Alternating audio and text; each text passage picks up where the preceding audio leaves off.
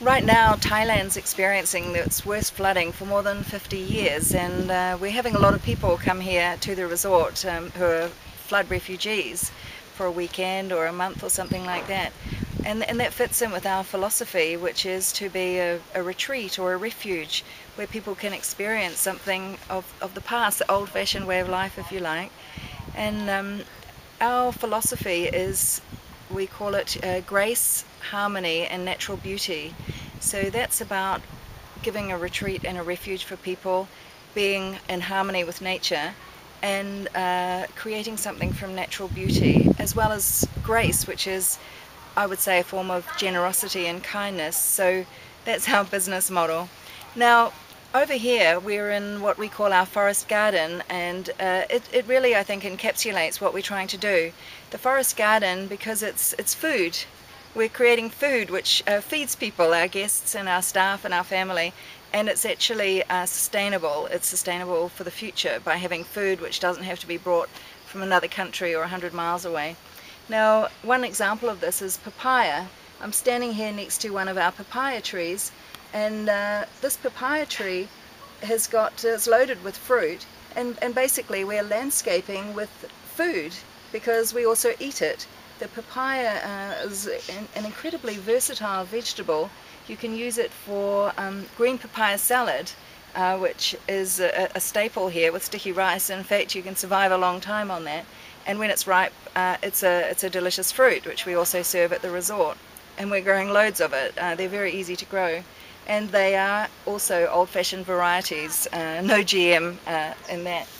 Now over here we are growing a lot of other kinds of food as well. So we've got banana trees, we've got galangal, which is very important in tom yum soup.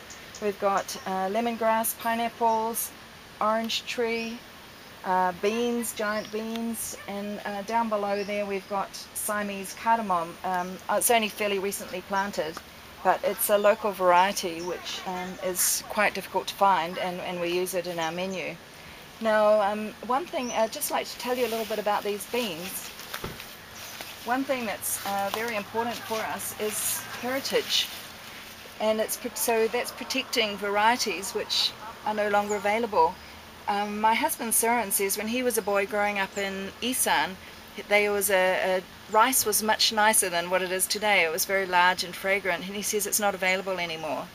And these beans came from his village, and now very hard to come by. And in Thai they're called tua bap, but I don't know what they're called in English, but very rich in protein and special. So growing these heritage vegetables is an important part of what we're doing, because long after we're gone, maybe the seeds will remain and be useful as a food source. And this is also a medicine, these beans, as are much of the foods that we grow here. So I think what I would like to say about this is we're not just thinking about our business plan for this year or next year or 5 years. We like to think about what will be here in 1,000 years. What will our legacy be in 1,000 years? And although we'll be gone, the gardens will probably be gone, we hope that something will be preserved, both in terms of legacy and heritage vegetables and fruit. And they're important food sources for animals as well, you know, that some animal species will survive because thanks to the diversity, the biodiversity we've got here. And then the other thing is planting seeds in people's minds. You know, it's very important to teach children about nature and conservation, and we're trying to do that as well. So individuals can make a difference.